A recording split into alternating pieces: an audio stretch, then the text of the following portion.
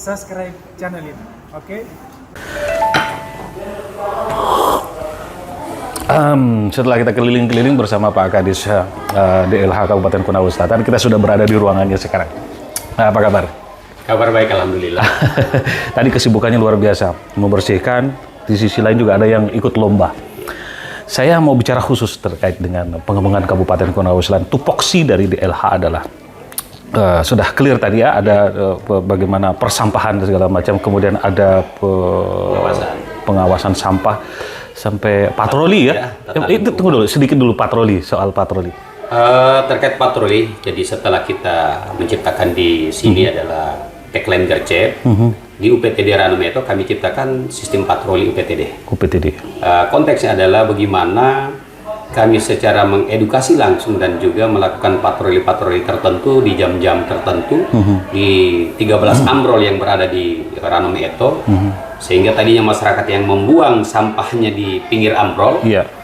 Ambrol itu istilahnya ambrol apa ya? Ambrol itu adalah tempat pembuangan sampah sementara yang mobile. Oke, lanjut. Nah, jadi selama ini memang ada segelintir masyarakat yang ambrolnya masih kosong tetapi buangnya di luar ya, pinggir ambrol dengan cara masih dari atas motor, kadang dari atas mobil biar dibuang. Kalau kita mau marah terus sampai kapan? Kita sudah juga pasang pelan himbauan, peringatan dengan kalimat-kalimat yang berisi. Ternyata himbauannya malah hilang. Jadi solusinya gimana? Ya, solusinya dengan diciptakannya sistem patroli per 1 jam, tim kami mengevaluasi sambil melihat ambrol kalau sudah full untuk diangkut, maka itu yang kita lakukan adalah menertibkan, ya kalau sudah terlanjur di luar kami yang angkut. Kami angkut, masukkan di ambrol, sehingga mungkin dengan sendirinya hari demi hari saya ada perubahan. Baik Pak Kadis, ada 2 hal yang perlu saya pertegas dalam masalah ini. Pertama adalah pemerintah daerah ini untuk membutuhkan PAD yang cukup. Nah, kemudian yang kedua adalah kota Andoolo ini dikenal dengan kota yang sepi. Nah, ada peran, ada ide dan gagasan yang dibutuhkan dalam masalah ini, dalam 2 hal ini.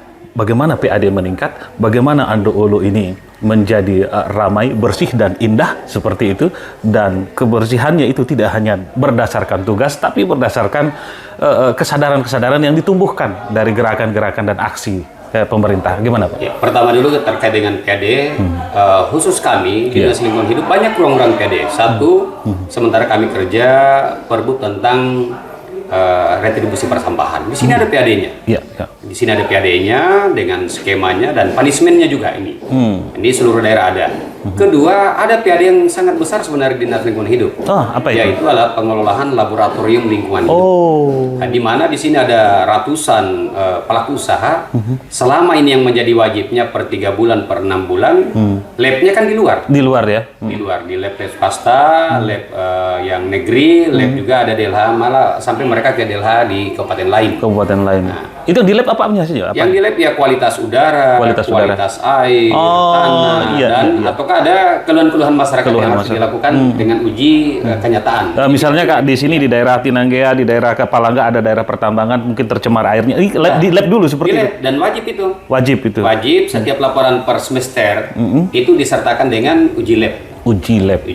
Kemudian kita akan tindak lanjuti. Dan inilah yang alhamdulillah di bawah kepemimpinan Pak Bupati sekarang kami sudah dibantu di periode ini ada anggaran 1 miliar digelontorkan ke kami hanya untuk melengkapi dulu alat, walaupun belum lengkap, tetapi yang dasar sudah mulai sambil kami mengahlikan juga tenaganya. Kemudian nanti akreditasi yang utama. Kalau ini sudah terjangkau di Dinas Lingkungan Hidup Konawe Selatan, tentunya teman-teman para pelaku usaha tidak harus jauh-jauh lagi. Akreditasi lab di mana itu bisa dapat? Ada lembaga KAN. Lembaga KAN, tentu ada pendampingan, ada juga di BPSDM Lingkungan Hidup. Setidaknya ini alat labnya ini kita bisa berfungsi kapan itu dalam rangka percepatan peningkatan PAD di Kabupaten Konawe Selatan? Kalau cita-cita kami ya semakin cepat semakin baik, hanya seiring dengan perlengkapan alat. Karena di lab tidak boleh dia tidak sempurna. Maksud saya setidaknya harapannya apakah di perubahan anggaran ini apa di reguler 2026 kami berusaha gitu? Di 2026 sudah ada pendampingan dari pihak akreditasi ya. Oh, seperti itu. Oke, ada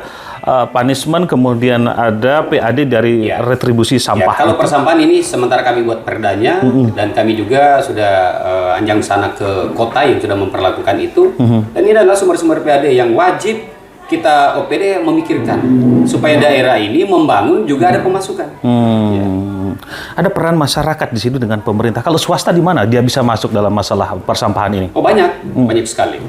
Tentu peran-peran pemerintah, utamanya yang CID kami sekarang sudah banyak mengajak kami untuk MOU penanganan persampahan, kemudian pengelolaan persampahan. Ini yang kami lagi ramu untuk satu kali MOU dengan Pak Bupati. Iya. Kemudian tentu peran masyarakat di sini kita sekarang mengarah begini, sampah itu tidak dibuang, tetapi sampah bernilai ekonomi. Iya. Salah satunya di sini sudah berjalan TPS 3R kita sudah luar biasa di Telugu Jaya sana sudah menghasilkan malah kompos yang luar biasa. Kemudian di Potoro sudah ada pemilahan plastik. Itu menjadi bahan-bahan baku yang sekarang lagi tren. Kemudian tentu kedepannya lagi ada kerjasama dengan pihak PLN. Jadi sampah nanti ini ke depan bukan lagi ke depan dan wajib oleh Bapak Menteri Lingkungan Hidup bahwa kita sudah harus zero waste seluruh tempat persampahan yang open dumping. Zero waste maksudnya? Ya. Zero waste ini bebas dari sampah. Bebas dari sampah. Lanjut ya. Nah, jadi kita harus lakukan penutupan sampah open dumping. Paling sederhananya adalah TPA sanitary landfill. TPA? Ya, sanitary landfill dan kita sudah punya, sudah beroperasi di kelurahan di Potoro ini. Alhamdulillah jadi tidak ada lagi baunya yang menyengat karena landinya sudah terproses masuk. Itu asik tuh boleh kita jalan-jalan nanti ke sana itu. Nah, itu luar biasa di sana menjadi TPA edukasi. Wah, ternyata itu sampah tidak seburuk apa yang kita pikirkan. Nah, ini yang menarik bahwa hari ini peningkatan PAD kemudian peran-peran kita sudah menggebrak banyak hal. Sebelumnya di Camat Angata, kemudian di Damkar, kemudian saat ini di DLH.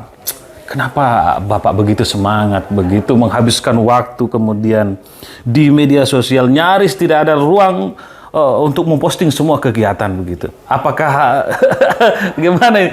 Pasti ada semacam skeptis anggapan bahwa ini tidak ada kegiatan itu bagaimana ini atau pura-pura ini? Gimana Pak? Satu sisi bahwa kami sadar. Iya. Kita dipilih oleh negara, dipilih oleh masyarakat untuk menjadi garda terdepan mereka dalam sisi pelayanan. Tentunya setelah kita dipilih oleh negara, kita berbuatlah yang terbaik. Dan alhamdulillah sejak saya diangkat, ini saya adalah kader dari Konawe Selatan dari nol, pengangkatan pertama, tentu harus saya banyak berbuat tentang untuk Konawe Selatan.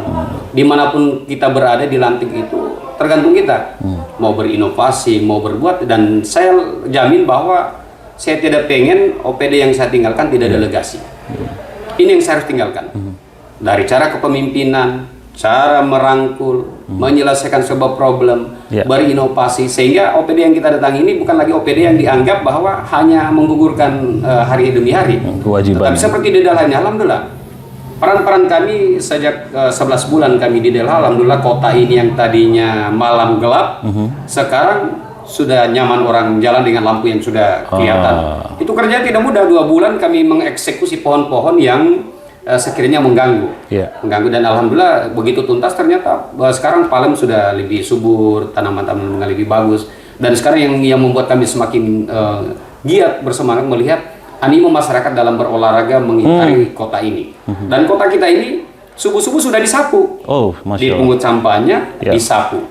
Ini teman-teman ini bekerja yang dilihat tadi di depan itu pekerja kami yang konsisten dan tidak ada lagi rasa gengsi. Karena saya sendiri ikut memungut sampah di dalamnya, bahwa daerah ini boleh maju tergantung siapa yang ada di dalamnya. Dan naib saya yang dipercayakan Pak Bupati tidak berbuat secara olah, dan alhamdulillah saya buktikan tinggal dan berkarya di sini. Berkarya. Kalau di Pak Bupati minta, adakah sumber PAD yang tadi itu ya jawabannya ya?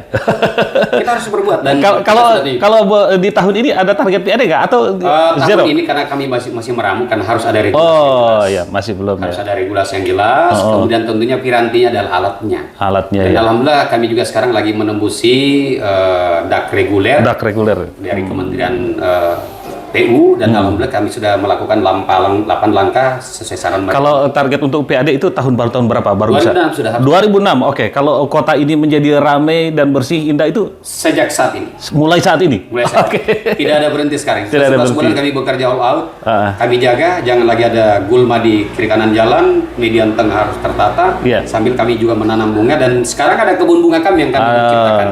Ada keteladanan, ketrisis keteladanan. Orang membutuhkan keteladanan, masyarakat kita butuh keteladanan dalam masalah kebersihan gitu. Kemudian perilaku dan punishment yang harus dilakukan. Bagaimana menurut Bapak? Ya tentunya kita mulai dari konsep kita sebagai orang Delha. Nah. Memberikan dulu sentuhan-sentuhan edukasi. Kedua, membuktikan bahwa pekerjaan ini tidak boleh putus. Baik. Persoalan kebersihan dan menata kota, kalau kita tidak konsen, hanya cerita. Oke, baik. Kerja Bapak bukan hanya tugas, tapi kerja hati juga Dan sebenarnya. memang di Delha ini harus orang yang mau berpanas-panas. Oh, iya. Mau berpanas-panas, mau mencium aroma tidak sedap, dan kemudian juga mau dikritik orang-orang yang tidak tahu tugas-tugas kami. Karena tugas-tugas kami, kalau persampahan pertamanan itu hanya spend mini. Tugas yang inti kami bagaimana lingkungan ini dia tetap lestari. Apa yang Bapak cari sebenarnya? Kalau maaf ini pertanyaannya, apa yang Bapak cari? Digaji berapa itu Pak Hasran Parenda sampai sekerjanya seperti itu? Apa yang dia cari ini? Saya lihat di sini bahwa kita diciptakan ini sementara. Satu tanggung jawab yang sudah diberikan oleh masyarakat kepada kita yang sudah dibayar melalui pajaknya. Masya Allah, baik. Kedua, yang berikan tugas kepada kita dari pimpinan, Bupati, Wakil Bupati. Amanah itu ya. Amanah. Ketiga, apa cerita orang terhadap apa yang pernah kita lewati di situ. Masya Allah. Legasi itu wajib sekali. Karena setiap keberhasilan seseorang akan ditinjau dan dicerita oleh orang lain, bukan kita yang merasakan. Nah, tentu konsepnya pemimpin itu mau bersama stafnya dalam kondisi apapun. Apapun itu. Mau lapar, mau haus. Mau lapar, mau haus. Jangan diam-diam kita pergi makan sendiri. Baik. Enak. Iya. Nah, sehingga alhamdulillah di Delha ini, ini kita datang saja sesederhana pun harus ada cemilannya. Masya Allah. Ini Kopi sahabat. di sini, ya, ada ubinya. Ini karipan lokal ini. Pisang gorengnya. Nah, ini hasil rujak ini. Hasil rujak. Ya. Nanam sendiri. Di rujak Delha, rujak dulu, rujak damkar. Di sana ada ubi, ada pisang. Itu Bapak tanam sendiri ya? Tanam sendiri. Luar biasa. Jadi ya tidak ada ruang sebenarnya capek-capek. Iya.